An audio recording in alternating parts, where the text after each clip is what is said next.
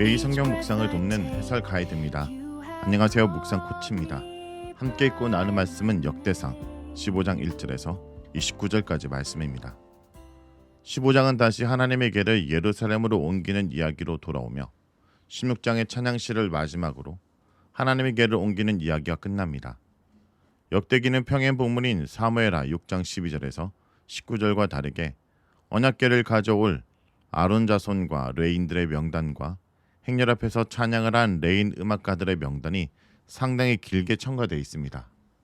1절에서 3절은 다윗이 하나님의 궤를 다시 가져오려고 준비하는 내용입니다. 1절은 역대기 이야기 흐름상 하나님의 언약궤가 오벳에돔의 집에 있는 동안 다윗이 언약궤를 둘 곳을 마련했다 말하는 것입니다. 여기서 다윗 궁전이 3개월 안에 지어졌다고 말하는 것은 시간적으로 문제가 있습니다. 여기서 강조하는 것은 다윗이 자신의 궁전에 하나님의 궤 둘 곳을 특별히 마련했다는 것입니다. 다윗은 하나님의 궤를 둘 장막을 마련했는데 이것은 하나님의 성막은 아닙니다. 역다 1장 1절에서 4절에 따르면 하나님의 성막은 기본에 있고 다윗의 장막은 하나님의 궤 두 개를 위에 만든 것이라 말하고 있습니다. 2절에서 다윗은 오직 레인만이 언약궤를 맬 수 있다고 하는데 그 이유는 하나님께서 그들이 언약궤를 메고 영원히 여호와를 섬기도록 선택하셨기 때문입니다. 사무엘하 6장 3절에서는 이들이 아비나답의 아들들이라 말하는 반면 역대기에서는 수레를 몰던 우사와 아이오의 가문만이 언급되지 않습니다. 그리고 15장에서 다윗은 레인만이 하나님의 궤를 맬 수 있다고 강조하고 있습니다. 이것을 보면 역대기에서 하나님의 궤를 예루살렘으로 옮기는 것을 실패한 이유 중 하나로 레인만이 하나님의 궤를 옮겨야 한다는 명령을 어겼기 때문으로 보고 있습니다. 물론 역대기 저자가 생각하는 실패한 이유를 이것 한 가지로 보지는 않습니다. 3절에서 옮기는 방식에 문제가 있다는 것도 분명히 지적하기 때문입니다. 하지만 2절의 언급과 4절에서 10절에 나오는 아론과 레위 지도자들의 명단을 삽입한 이유는 하나님의 궤를 옮기는 데 제사장과 레인들의 역할이 중요하다는 것을 말하기 위해서입니다. 이제야 다윗은 하나님의 궤를 옮기는 올바른 방법을 알았습니다. 그리고 다윗은 이전과 동일하게 모든 이스라엘 사람들을 예루살렘으로 불러 모아 하나님의 궤를 다윗성으로 옮기는 행사에 참여하게 합니다. 이것은 하나님의 궤를 옮기는 것이 다윗 개인의 일이 아니라 온 백성이 함께 동참해야 할 이스라엘 전체를 위한 일이기 때문입니다.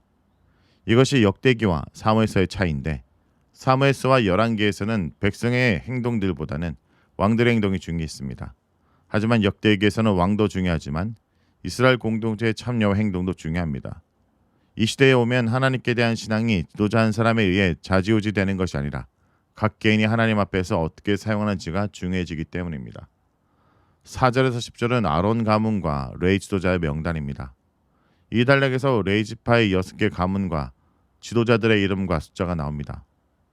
레위의 아들은 역대상 6장 1절에 따르면 게르손과 그앗과 무나리이며 명단에 이들이 세 가문과 그 지도자들이 먼저 언급됩니다.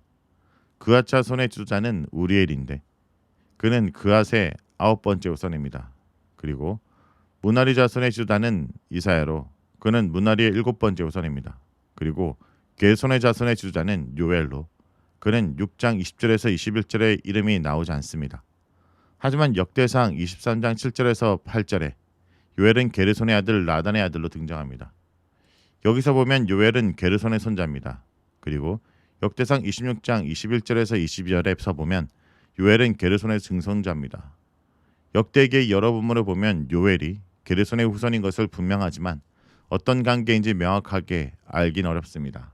그리고 뒤에 세 명인 엘리사반과 헤브론과 우시엘 가문은 모두 그앗 가문의 자손으로 출애굽기 6장 22절에서 우시엘은 그앗 자손이고 엘리사반은 우시의 아들로 나옵니다. 그리고 출애굽기 6장 18절에서는 헤브론과 우시엘이 그앗의 아들들로 나옵니다. 정확한 족보를 말하기는 어렵지만 세 명이 그앗의 후손이라는 것을 알기에는 충분합니다. 엘리사반 자손의 주자는 스마냐이고 헤브론 자손의 주자는 엘리엘이고 우시엘 자손의 주자는 아미나답입니다. 이 명단은 레위 가문 중에서 가장 중요한 6가문의 명단인데 레위 가문을 6개로 나뉘는 명단은 여기서만 나오고 대부분은 위 세 가문을 중심으로 레위 지파를 나눕니다. 이 명단에서 가장 중요한 가문은 그앗 가문으로 그앗 가문 자체와 그의 우손의 가문을 합치면 가장 인원이 많습니다.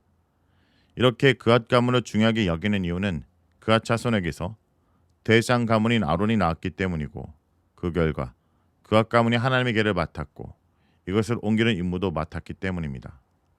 11절에서 15절은 레위 자손이 하나님의 계를 매는 내용입니다. 다윗은 제사장 사독과 아비아다를 부릅니다. 사독은 역대상 12장 28절에서 아론의 우손으로 소개됩니다. 그리고 아비아달은 사울 시대의 제사장 아비멜렉의 아들로 다윗의 제사장으로 봉사한 인물입니다. 이 둘은 다윗 시대의 제사장으로 사무엘서에서 이 둘의 이름은 항상 같이 등장합니다. 민수기 4장 19절에 따르면 사독과 아비아달을 부른 이유는 고앗 자손들이 하나님의 궤를 무사히 옮길 수 있도록 관리 감독하기 위해서입니다. 하나님의 법궤를 가까이 할 수 있는 사람은 오직 대제사장이기 때문에 사독과 아비아달이 법궤를 옮길 준비를 해야 합니다. 12절에서 다윗은 하나님의 궤를 옮길 레인들에게 스스로 거룩하게 하며 하나님의 궤를 옮길 준비를 하라고 명합니다. 거룩하지 않는 자가 거룩한 하나님께 가까이 갈 수는 없기 때문입니다. 13절에서 다윗은 레인이 하나님의 궤를 매지 않았기 때문에 궤를 옮기는 첫 번째 시도가 실패했다고 설명합니다. 즉 하나님의 명령대로 행하면서 하나님의 은혜를 구해야 하는데 그렇게 하지 않았습니다. 여기서 다윗은 정치 군사 지도자보다는 종교 지도자로서의 면모를 보이고 있습니다. 그리고 마침내 레위 자손들이 모세가 여호와의 말씀을 따라 명령한 대로 하나님의 궤를 어깨에 메고 옮기기 시작하였습니다. 이번에는 모든 것을 모세의 율법, 즉 하나님의 규례대로 행했다 강조합니다. 16절에서 24절은 레위 가문의 노래하는 자들입니다. 이 단락은 하나님의 궤를 운반하는 행렬에서 노래하는 레위 가문 사람들의 명단으로 13장 8절에서는 다윗과 무리들이 노래하고 악기를 연주하며 행렬을 따랐습니다. 하지만 15장에서는 노래하고 악기를 연주한 사람들도 모두 레인 음악가들로 세웁니다. 17절에서 18절은 대략적인 설명이고 19절에서 24절은 이것을 조금 더 자세히 설명합니다. 이들 지도자는 헤만, 아삽과 에단으로 이들은 계속해서 성전 음악가로 등장합니다. 20절에서 비파를 타서 알라못을 맞춘다는 것은 여성의 소프라노 같은 높은 음을 낸다는 뜻입니다. 하지만 여덟 번째 음이 어떤 음인지 정확히 알기는 어려운데 학자들은 높은 음과는 반대되는 낮은 음일 것으로 추측합니다. 여기서 등장하는 문지기는 하나님의 궤 앞에 경호를 한 인물들입니다. 25절에서 29절은 하나님의 궤를 예루살렘으로 가져오는 과정, 25절에서 26절은 레인들이 무사히 에베드돔의 집에서 하나님의 궤를 옮겨왔고 그에 대한 감사로 수송아지 7과 순양 7으로 감사 제사를 드렸다 말합니다. 27절의 세마포 겉옷과 에봇은 레인들과 제상들이 하나님을 섬길 때 입는 옷으로 옷까지 갖추고 하나님의 궤를 하나님의 규례대로 옮겼다는 것을 강조합니다. 28절은 일반 백성의 행동으로 이것은 13장 8절의 모습과도 같지만 이 자리에 위치함으로써 이들이 레인 음악가들의 인도에 따라 연주한 것으로 해석됩니다.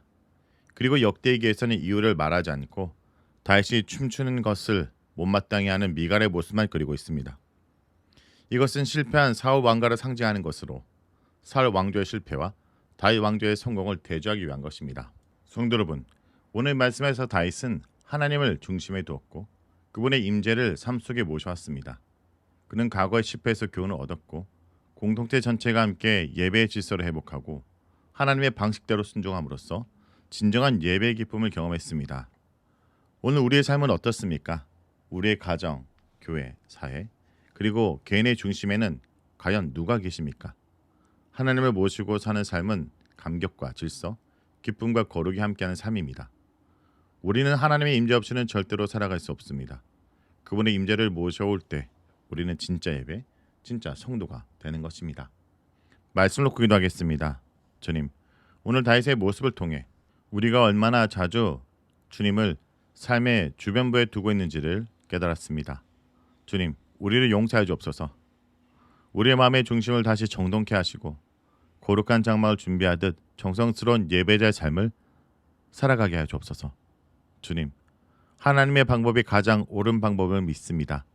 우리의 열심이 아니라 말씀 앞에 순종하며 살아가는 복된 삶을 허락하여 주옵소서.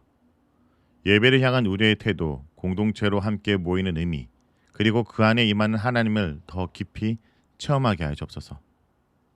우리 예배가 단지 주일의 의무가 아니라 매일의 기쁨이 되게 하시고 그 예배 속에 주님과 동행하는 삶을 살아가게 하여 주옵소서. 주님, 다윗처럼 주님 앞에 기쁘게 춤추는 인생이 되게 하시고 미갈처럼 냉소하고 판단하는 자리에 있지 않게 하여 주옵소서. 늘 우리의 심령을 뜨겁게 하사 주님을 진심으로 모시는 복된 하루하루가 되게 하여 주옵소서. 예수의 이름으로 기도합니다. 아멘. Use my